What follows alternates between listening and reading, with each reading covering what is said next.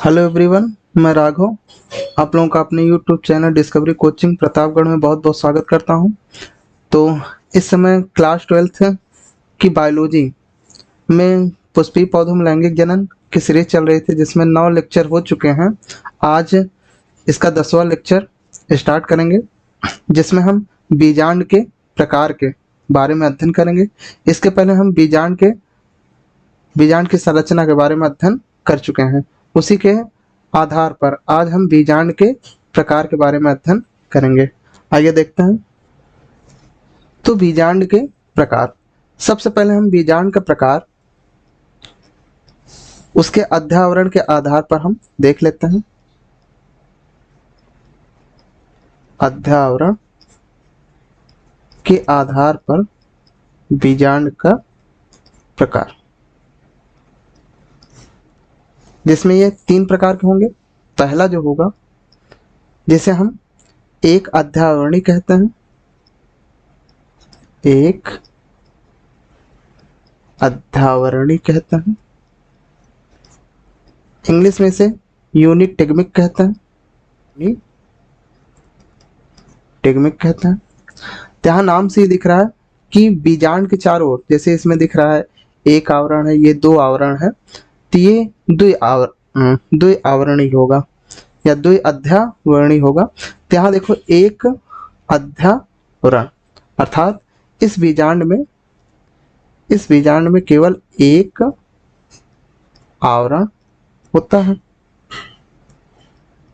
एक आवरण होता है। जैसे देख लेते हैं,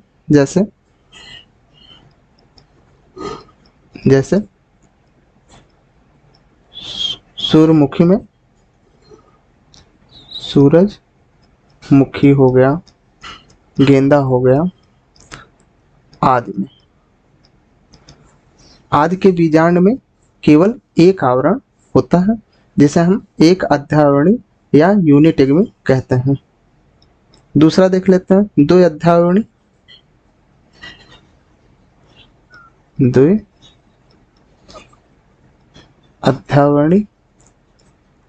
जिसे बाइटेगमिक कहते हैं। बाइटेगमिक नाम से ही दिख रहा है कि इस बीजांड के चारों ओर 2 अध्यावरण होंगे। कितने अध्यावरण? 2 आवरण होंगे। तो 2 आवरण वाले जो बीजांड होते हैं, ये अधिकतर पुष्पीय पौधों में पाए जाते हैं। ये अधिकतर पुष्पीय पौधों में पाया जाता है। तीसरा देख लेते हैं, जो अध्यावरण विहीन होता है।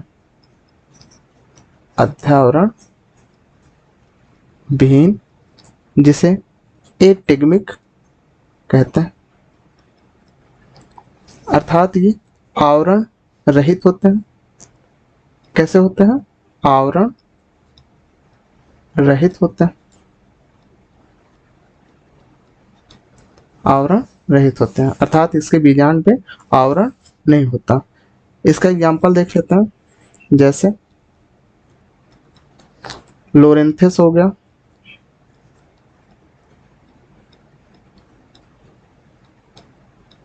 चंदन हो गया। तो बीजांड का प्रकार यहाँ हम अध्यावरण के आधार पर देख लिए हैं। अब देखते हैं बीजांड द्वार के आधार पर। बीजांड द्वार के आधार पर, तो यहाँ जो चित्र दिख रहा है, ये बीजांड द्वार के आधार पर ही ये बीजांड के प्रकार हैं, जिसमें पहला है एट्रोपस या आर्थोट्रोपस कहते हैं। पहला एट्रोपस या आर्थोट्रोपस, हिंदी में इसे रिज कहते हैं। रिज बीजांड, इंग्लिश में इसे एट्रोपस या आर्थोट्रोपस कहते हैं। आर्थोट्रोपस कहते हैं। तो यहां देख लेते हैं, ये जो बीजांड दिख रहा है, ये कौन सा है? रिज बीजांड या एट्रोपस या आर्थोट्रोपस है। इसमें देख लेते हैं, इस वाले भाग को हम क्या कहते हैं? इस वाले भाग को हम निभाग कहते हैं। इस वाले भाग को हम बीजांड द्वार कहते हैं, बीजांड द्वार। और ये पार्ट क्या है? बीजांड वृंत है। क्या है? बीजांड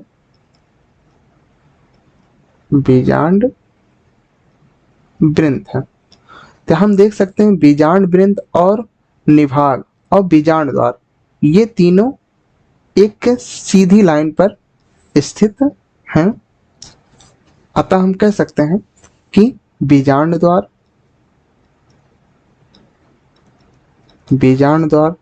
निभाग एवं बीजांड वृंत,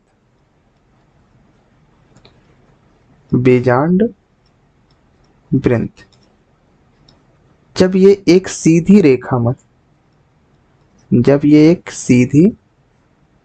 में स्थित होते हैं तो उस बीजांड को हम रिज या एट्रोपस या आर्थोट्रोपस बीजांड कहते हैं। इसका उदाहरण देख लेते हैं, जैसे रूमेक्स हो गया, पॉलीगोनम हो गया,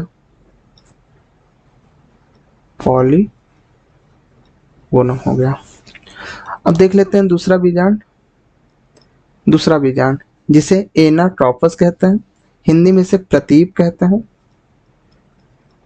प्रतीप बीजांड या एनाट्रोपस बीजांड।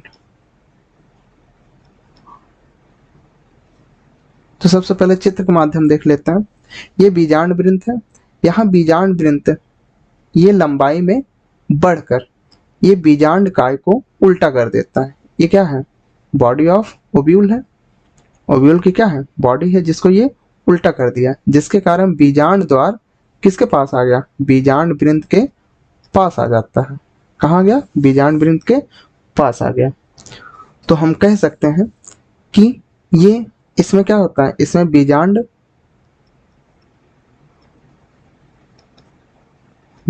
वृंत वृद्ध करके बीजांड को क्या कर दिया? उल्टा कर दिया, जिसके कारण जो बीजांड द्वार है, बीजांड द्वार किसके पास आ गया? बीजांड वृंत के पास आ गया, बीजांड वृंत के पास आ जाता है।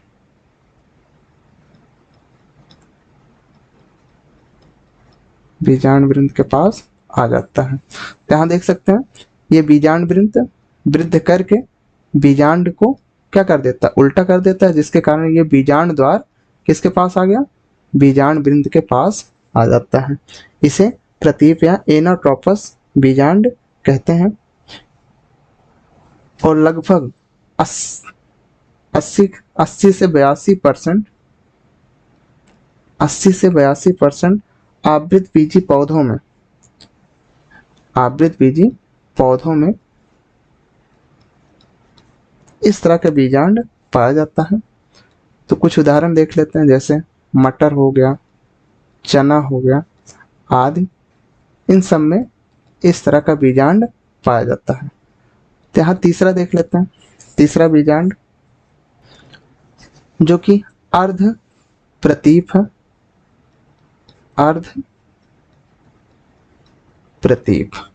जिसे इंग्लिश में हेमीट्रोपस कहते हैं,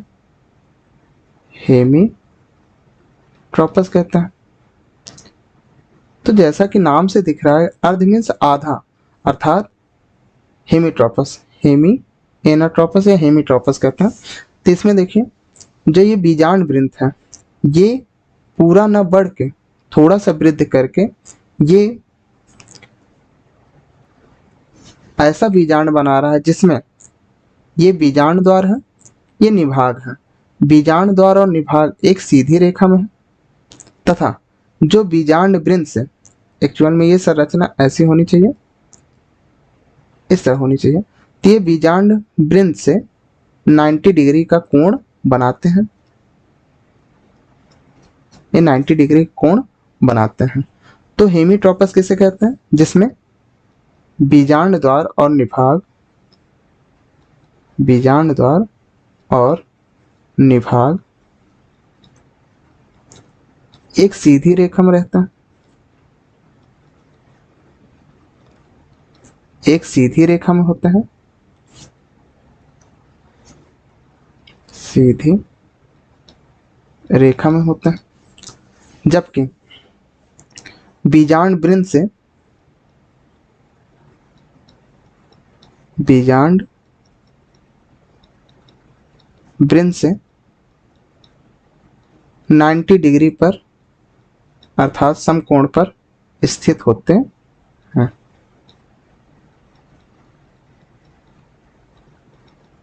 ऐसे बीजांड हेमीट्रोपस कहलाते हैं। जैसे देख लेते हैं, जैसे रेननकुलस, जैसे रेननकुलस।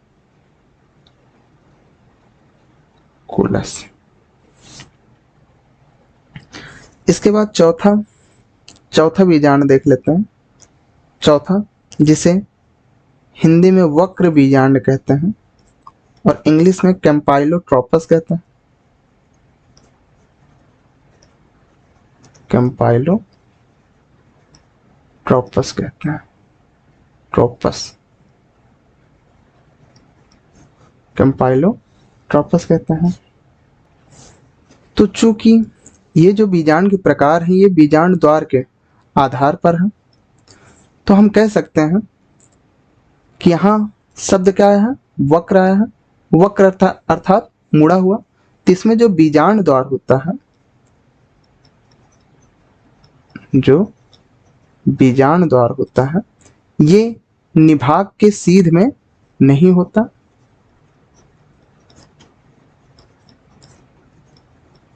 निभाग के सीध में ये नहीं होता, जबकि ये थोड़ा,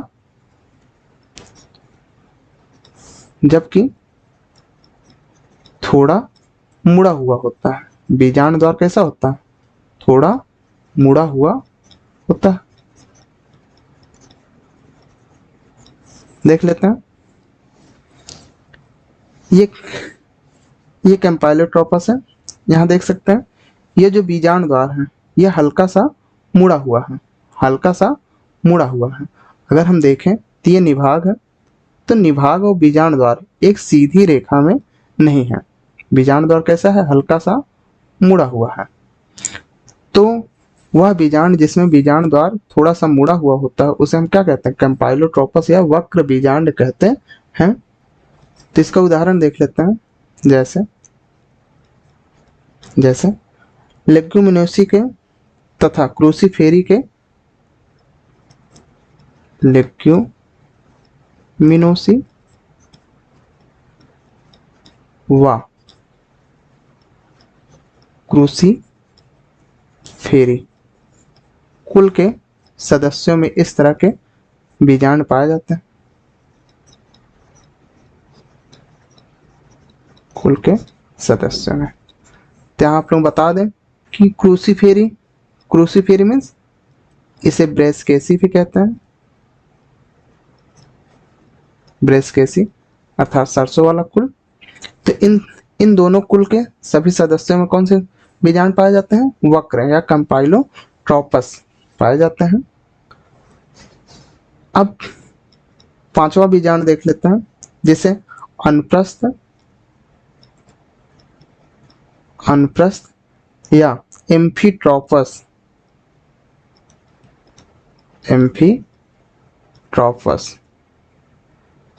बीजांड कहते हैं। तो हमको याद करना है कि कभी भी इंग्लिश में एम्फी शब्द आता है। एम्फी मीन्स क्या होता है? दोनों। एम्फी मीन्स क्या होता है? दोनों। अगर इस बीजांड को हम अगर क्रम से याद करें तो इसको क्रम से ही याद करना। जैसे पहला है ऋजु, यानी जिसमें बीजांड द्वार, निभाग, बीजांड वृंत एक सीधी रेखा में है। दूसरे में क्या हुआ, ये बीजांड वृंत बढ़कर पूरे बीजांड को एकदम पलट दिया, उल्टा कर दिया, जिसके कारण बीजांड द्वार बीजांड वृंत के पास आ गया। तीसरा वाला देख रहे हैं हम, कौन सा है, अर्ध ततीप। अर्ध मीन्स आधा, जिसमें बीजांड द्वार और निभाग तो एक सीधी रेखा में है, लेकिन ये बीजांड वृंत से 90 डिग्री का कोण बनाते हैं। चौथा देख लेते हैं, चौथा कौन सा है, कैंपाइलोट्रोपस। कैंपाइलोट्रोपस में हिंदी में क्या कहते हैं, वक्र। इसे हिंदी से देखना है, हिंदी में क्या कहते हैं, इसे वक्र कहते हैं। वक्र मीन्स मुड़ा, मुड़ा हुआ। तो क्या मुड़ा होगा, इसका बीजांड द्वार मुड़ा होगा, बीजांड द्वार मुड़ा होगा। तो यहां देख लेते हैं, मीन्स ऐसा बीजांड जिसका ये बीजांड द्वार और निभाग ये एक सीधी रेखा में ये नहीं होते हैं, जबकि ये थोड़ा सा मुड़ा होता है, इसे हम कैंपाइलोट्रोपस कहते हैं। नेक्स्ट है अनुप्रस्थ या एम्फीट्रोपस। एम्फी मीन्स क्या होता है, दोनों। यहाँ देखो मुड़ा हुआ है, क्या मुड़ा हुआ, बीजांड द्वार मुड़ा हुआ है। यहाँ क्या हो जाएगा, दोनों मुड़ा हो जाएगा। तो दोनों मुड़ा मीन्स कौन कौन सा, पहला बीजांड द्वार तो मुड़ा ही है, बीजांड द्वार। दूसरा क्या मुड़ा हो जाएगा, दूसरा जो मुड़ा होता है उसे हम भ्रूण कोष कहते हैं। क्या कहते हैं, भ्रूण कोष। अर्थात ये दोनों कैसे होते हैं, मुड़े हुए होते हैं। कैसे होते हैं, मुड़े हुए। तो जैसा कि चित्र में देख सकते हैं, ये एम्फीट्रोपस है, यहाँ बीजांड द्वार मुड़ा हुआ है तथा भ्रूण, ये एम्ब्रियोसेक, भ्रूण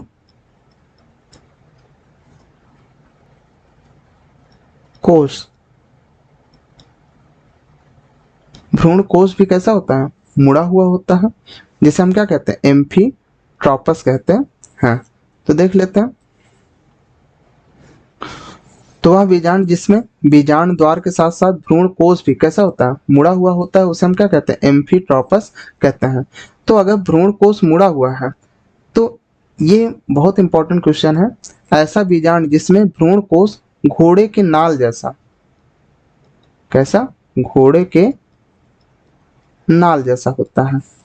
तो कई बार क्वेश्चन आता है कि घोड़े के नाल जैसा या मुड़ा हुआ भ्रूण कोष किस में पाया जाता है, कौन से बीजाणु पाया जाता है, तो एम्फीट्रोपस में पाया जाता है।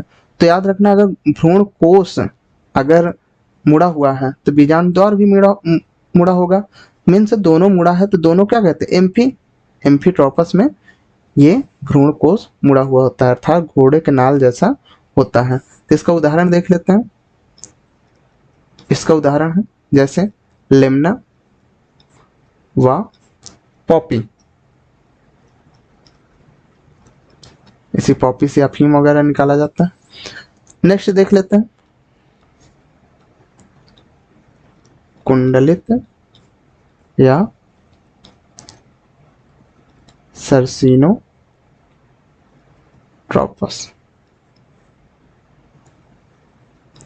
यहाँ सर्सिनेट होता है, तो सर्सिनेट जिम्नोस्पर्म में आता है। तो सर्सिनेट मीन्स याद रखना जैसे कुंडलित हो जाना, ऐसे ऐसे हो जाना। तो इसमें जो बीजांड वृंत है ये अतिवृद्ध करके, बीजांड वृंत, जो बीजांड वृंत है ये अतिवृद्ध करके, यानी बहुत ज्यादा वृद्ध करके ये बीजांड को चारों ओर से घेर लेता है। बीजांड को चारों ओर से घेरे रहता है।